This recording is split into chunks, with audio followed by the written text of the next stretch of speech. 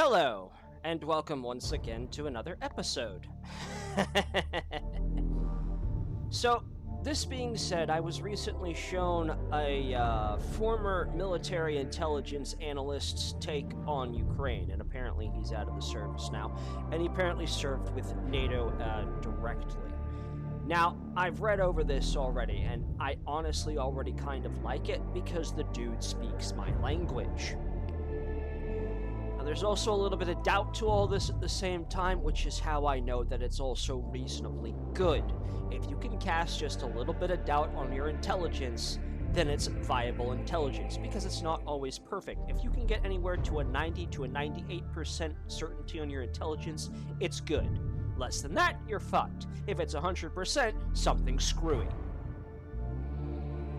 So, with that being said, I want to go ahead and look over this article that he wrote and posted. I'll leave a link in the description below.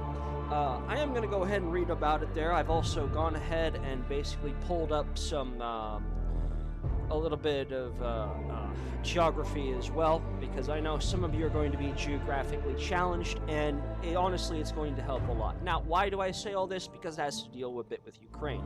That said, this article is a couple months old, and things have probably changed significantly on the ground since then.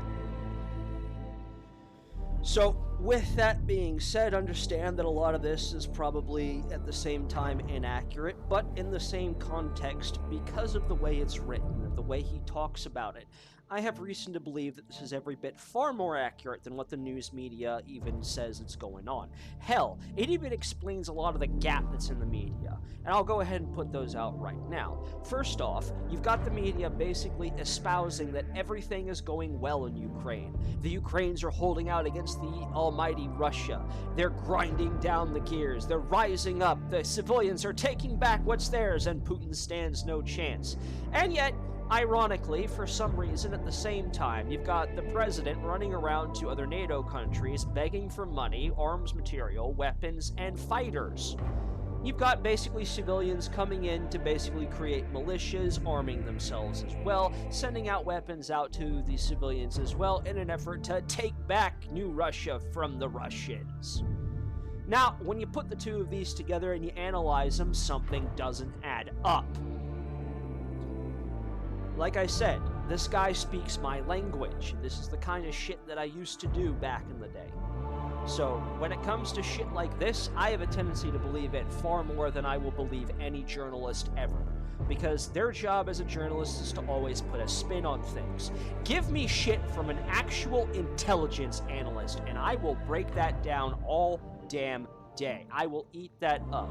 Because, to be honest, this is the kind of shit that intrigues me the most. This is the stuff that you need to listen to, and this is the stuff that needs to be believed, which people are not doing. And the article even touches on this. So, without further ado, let's get into it.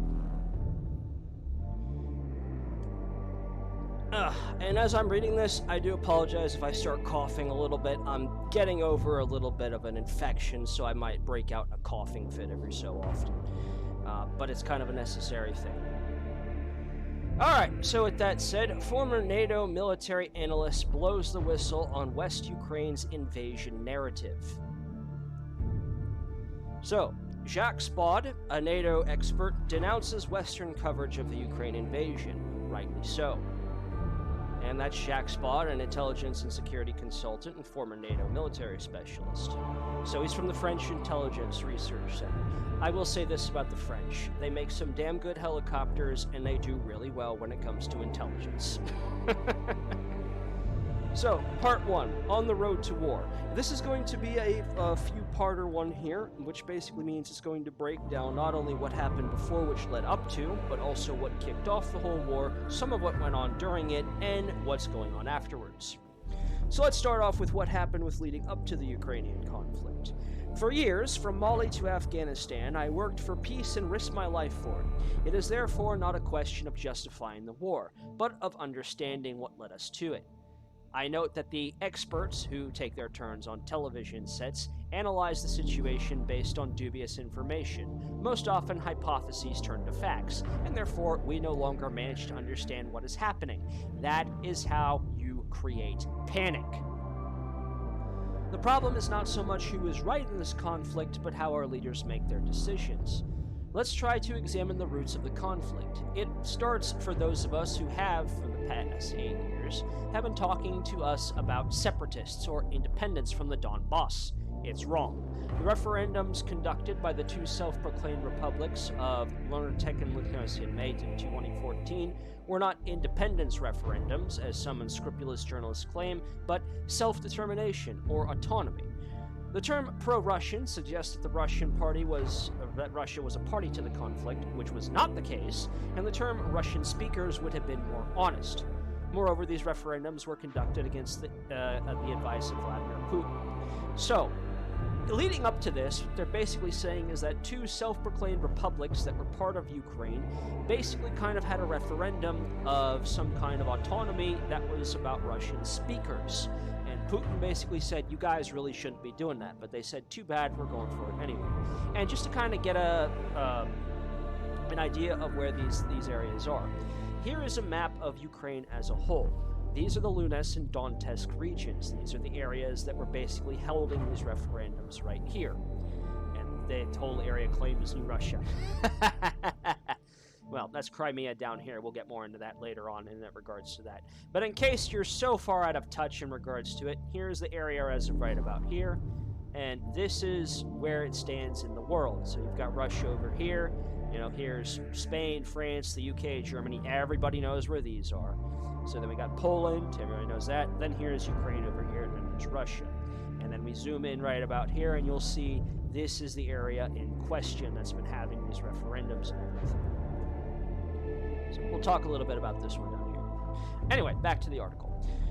So, in fact, these republics did not seek to separate from Ukraine, but to have a state of autonomy guaranteeing them the use of Russian language as an official language. Because the first legislative act of the new government resulting from the overthrow of President Yakovich was the abolition, on February 23, 2014, of the Kiev-Kononenko Law of 2012, which made Russia an official language. A bit as if putschists decided that French and Italian were no longer to be official languages in Switzerland.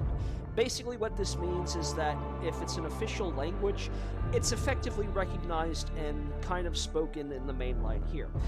Case in point, the United States recognizes English as its official language, so everything is generally spoken in English. Unofficially, we recognize Spain because we have a lot of Spanish speakers here, especially down near by the border and whatnot. But we also recognize a whole bunch of other languages that can be spoken, but the official dominant language for the region is English. In some countries, they might be bilingual, and they might have two official languages, which means everything is written in everything in another language also as well.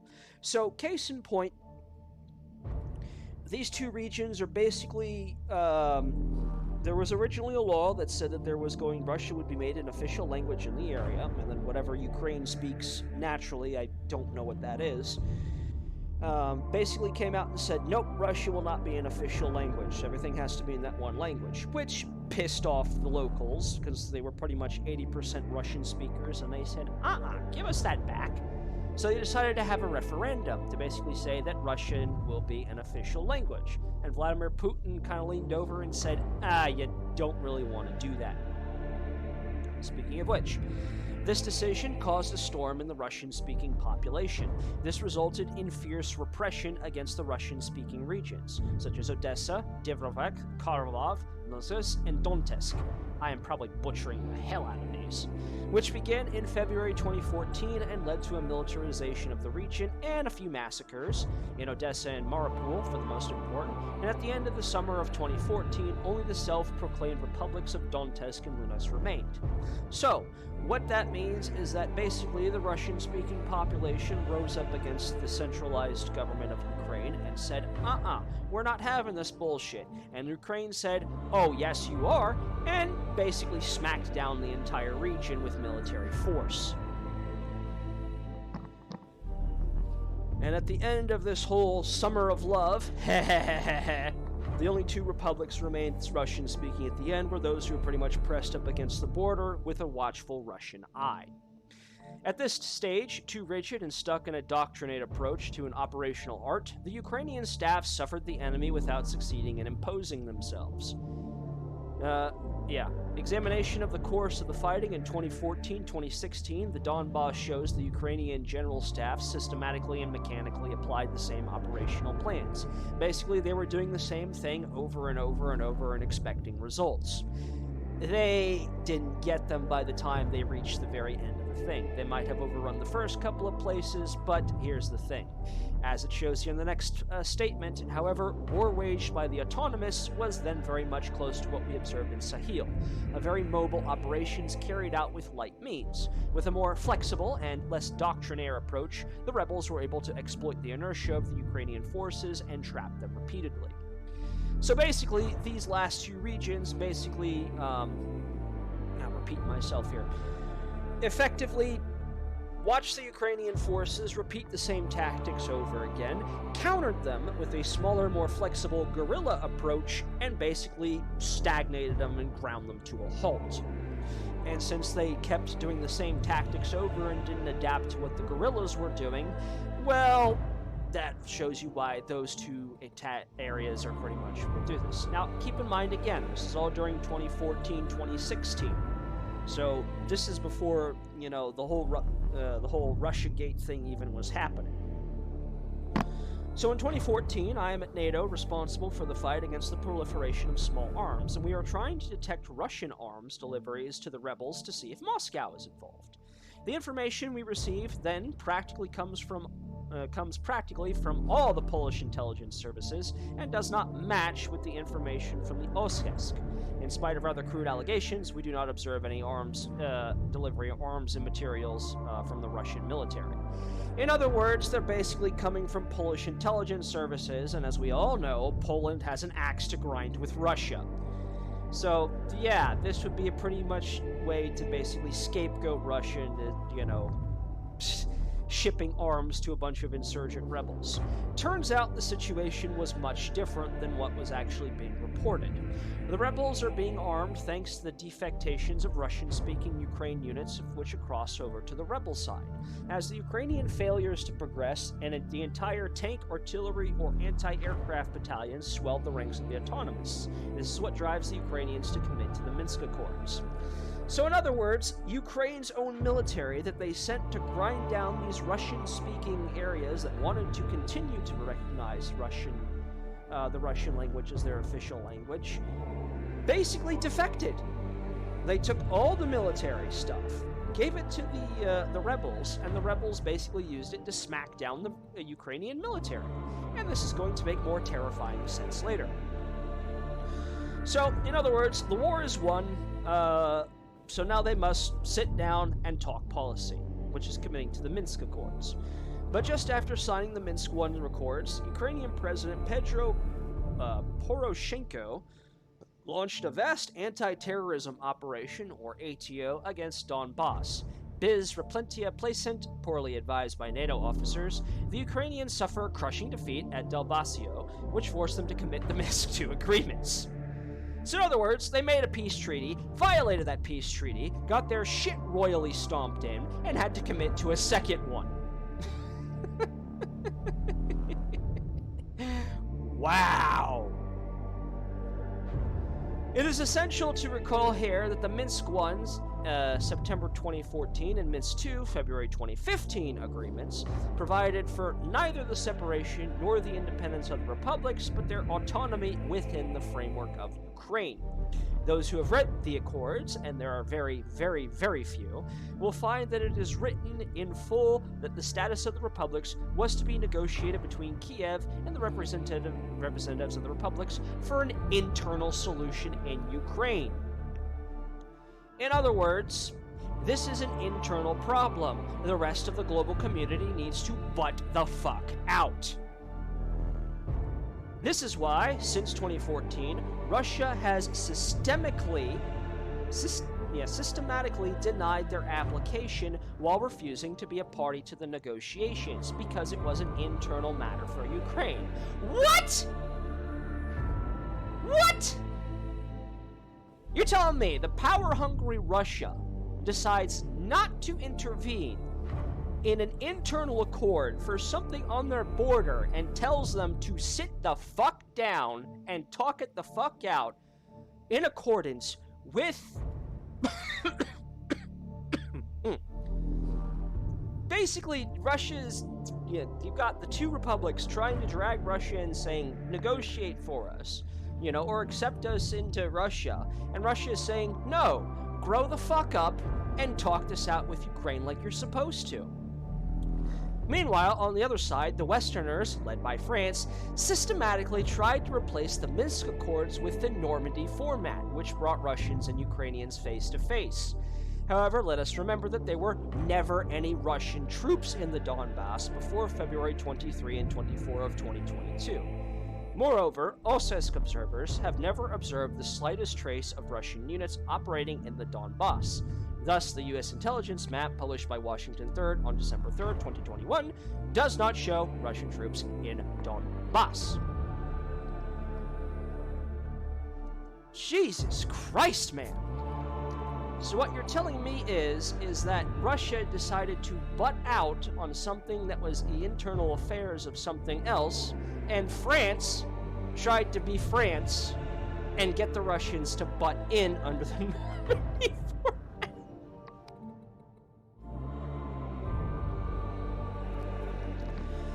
Jesus Christ, guys. Considering how much France is romanticized, they are shit negotiators and ambassadors. I would say shit diplomats too, but ugh. Alright. So leading up to where we are now. So Ukraine has an internal conflict. The Ukrainian government decides to deny part of its citizens the ability to speak the language they are most comfortable with naturally, because they've been there for a while. Probably hypocritical if you're looking at it from the United States perspective, but we can talk about that another time. They have an internal conflict. Russia doesn't get involved, but it's just sitting there watching things carefully because this is directly on their border, as we've seen. See, this here is Ukraine, this here is the region. Right here, this gray line that you see right around here, that's the Russian border. All this, that's Russia. That is all Russia right there. So of course it'd be watching carefully, but even though everyone's watching Russia expecting them to feed these rebels weapons, it turns out it's defectors from Ukraine feeding the rebels weapons.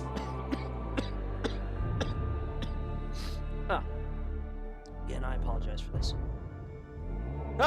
Okay.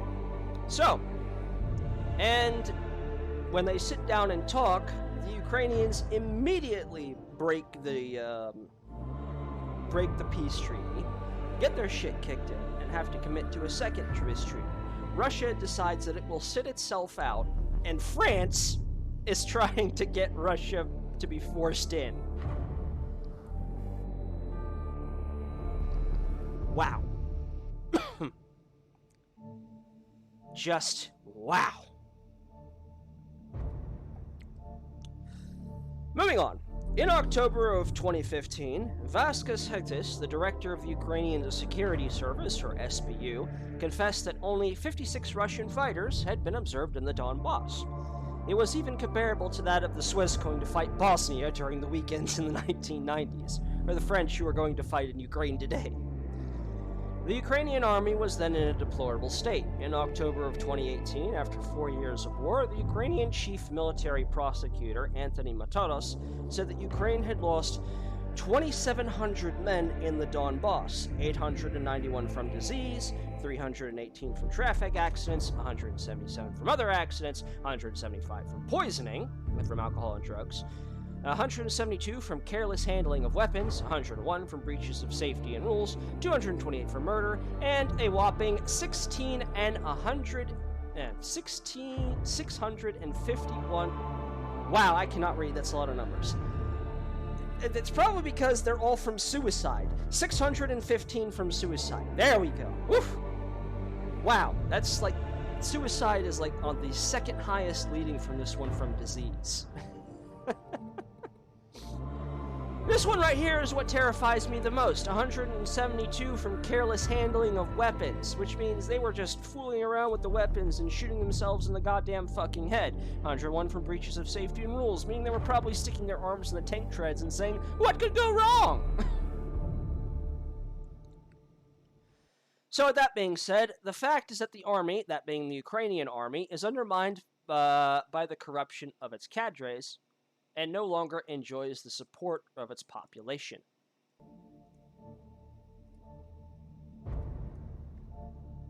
Ugh. That's not where you want to be. According to a UK Home Office report, when reservists were called up in March-April of 2014, 70% did not show up for the first session, 80% for the second, 90% for the third, and 95% for the fourth. In October-November of 2017, 70% of callers did not show up during the autumn 2017 callback campaign. This does not include suicides and desertions, often for the benefit of the autonomous, which reached up to 30% of the workforce in the ATO zone.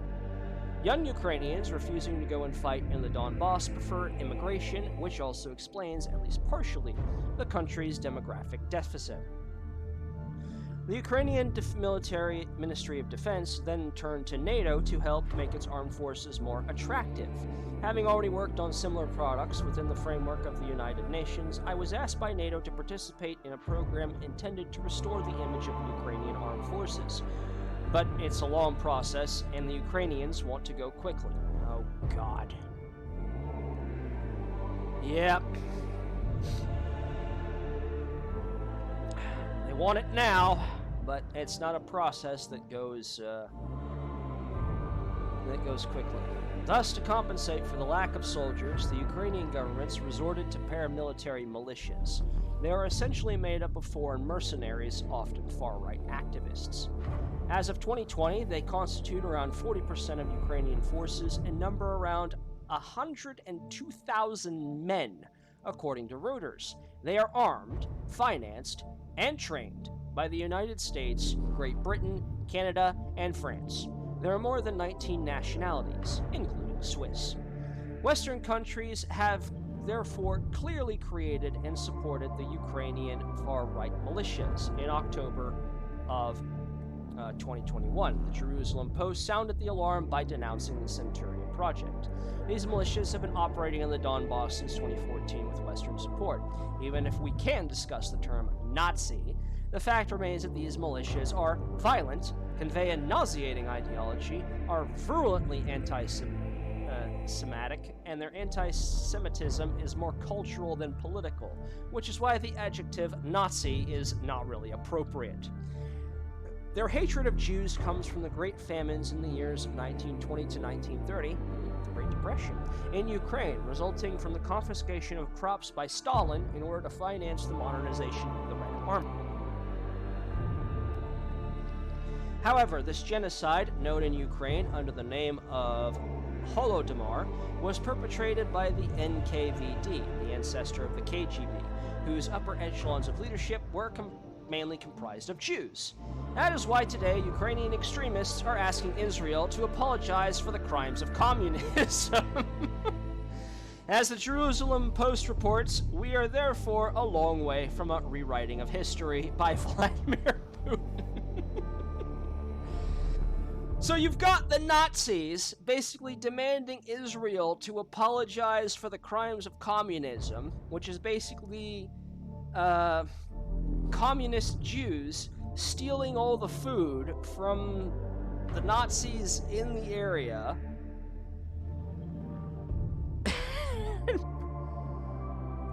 and you've got the leftists bragging about how these are Nazis on the right side of history. Wow. These militias, stemming from far-right groups that led the Euro-Maidan Revolution in 2014, are made up of fanatical and brutal individuals. The best known of these is the Azov Regiment, whose emblem is reminiscent of the 2nd SS Reich Panzer Division, which is the objective of a real veneration in Ukraine for having liberated Kharkov from the Soviets in 1943, before to perpetrate the massacre of Orodor-Sunglain in 1944 in France. Among the famous figures of the Azimov Regiment was the opponent Roman Protasevich, arrested in 2021 by the Belarusian authorities following the case of Ryanair flight FR4978 on May 23, 2021. There is talk of the deliberate hijacking of an airliner by a MiG-29, with Putin's agreement, of course, to arrest Protasevich, though the information then available does not confirm the scenario in any way. But it must be shown that President Lushenko is a thug and the Provesian journalist in love with democracy. However, a rather edifying investigation produced by an American NGO in 2020 highlighted Provesia's far-right militant activities. Western conspiracy then sets in motion, and unscrupulous media groom his biography. Finally, in January 2022, the ICAO report is published and shows that, despite some procedural errors, Belarus acted in accordance with the rules in force, and that the MiG-29 took off 15 minutes after the Ryanair pilot decided to land in Minsk. So, no Belarus plot, and even less with Putin. One more detail. Protasevich, cruelly tortured by the Belarusian police, is now free. Those who'd like to correspond with him can go to his Twitter account. The labeling of Nazi or neo-Nazi given to Ukrainian militaries is considered Russian propaganda. Perhaps, but that is not the opinion of the Times of Israel, the Simon Wiesenthal Center, or the Counterterrorism Center at West Point Academy. But this remains debatable, because in 2014, Newsweek magazine seems to associate them with the Islamic State. A choice! So, the West supports and continues to arm militias that have been guilty of numerous crimes against civilian populations since 2014, to name a few: rape, torture, and massacres. But while the Swiss government have been very quick to impose sanctions against Russia, it has not adopted any against Ukraine, which has been slaughtering its own population since 2014. In fact, those who defend the rights of men in Ukraine have long condemned the action of these groups, but have not been followed by our governments. Because in reality, we are not trying to help Ukraine, but to fight Russia. The integration of these paramilitary forces into the National Guard, that's the Ukrainian National Guard, was not at all accompanied by a denazification, as some may claim. Among the many examples showed the insignia of the Azimov Regiment is edifying. So case in point, here we have is what is basically the evolution of the insignia here. First, you have the original insignia of the 2nd Panzer Division, the SS Das Reich, taken from Kharkov from the Red Army, later responsible for the massacre Order Godin. It was then mutated into, in the insignia, the idea of the nation Savoia, the Nationalist Socialist Party, instrumental in the Revolution of Maidan, November 23rd, 2013 to February 2014, declared a neo-Nazi organization by the World Jewish Council, deemed contrary to European values by the European Parliament. Then transformed again, the insignia of the Patriot Ukraini, Patriot of Ukraine, a militia group that emerged from Savoia. Its members formed the backbone of the Azimov Battalion. And then finally, you have the modern insignias of the Azimov Battalion, the paramilitary unit, made official May 5th, 2014, made regiment integrated into the Army by the Minister of the Interior, official designation, Detachment of Special Forces, Azov. I'm probably butchering this. So, you have a paramilitary unit that has basically been deputized into becoming an official military unit by the Ukraine that takes direct inspiration from Nazis, commits the same crimes as the Nazis, and you glorify them. What? In 2022, very schematically, the Ukrainian armed forces fighting the Russian offensive are structured as the Army, subordinate to the Ministry of Defense. It is articulated in 3 Army corps and composed of maneuver formations, such as tanks, heavy artillery, missiles, etc., and the National Guard, which depends on the Ministry of the Interior and is articulated in 5 territorial commands. The National Guard is therefore a territorial defense force, which is not part of the Ukrainian army. It includes paramilitary militias called volunteer battalions, also known by the equivocal name of retaliatory battalions, composed of infantry. They're mainly trained for urban combat, as they now ensure the defenses of cities such as Kharkov, Martysopol, Odessa, Kyiv, and etc. Oh, that was quite a bit, actually. I think we'll go ahead and we'll leave it there for the time being, because this video is kind of getting a bit long here. So we'll probably kind of chop this up into a couple different bits, and I'll release these every so often as I see fit to. But I wanted to go ahead and get started on this.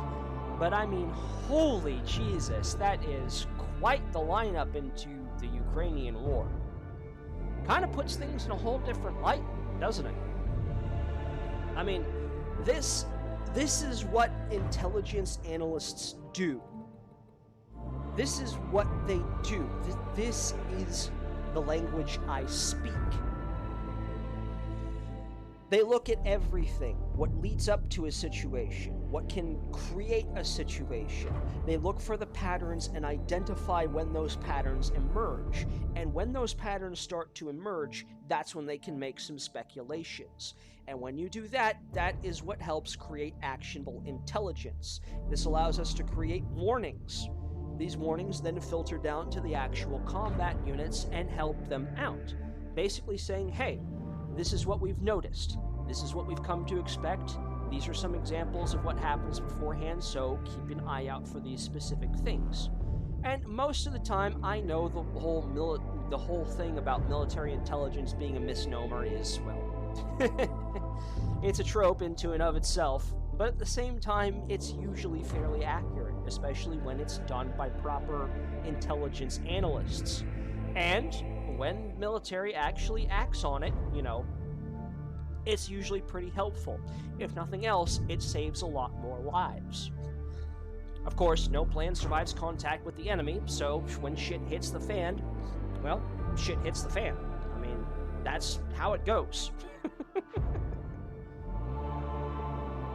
So, anyway, we'll go ahead and take a look at what leads up to the actual kickoff of the Ukrainian conflict itself, but this is kind of the lead up to it in regards to what necessarily got the whole thing started. Basically, what got the whole thing started was an internal dispute in Ukraine that people were now trying to wrangle Russia into, despite Russia not wanting to have any part of it, and say, hey, this is an internal affair. Settle it yourself. Doesn't line up with the whole power-hungry thing that's been going on down there.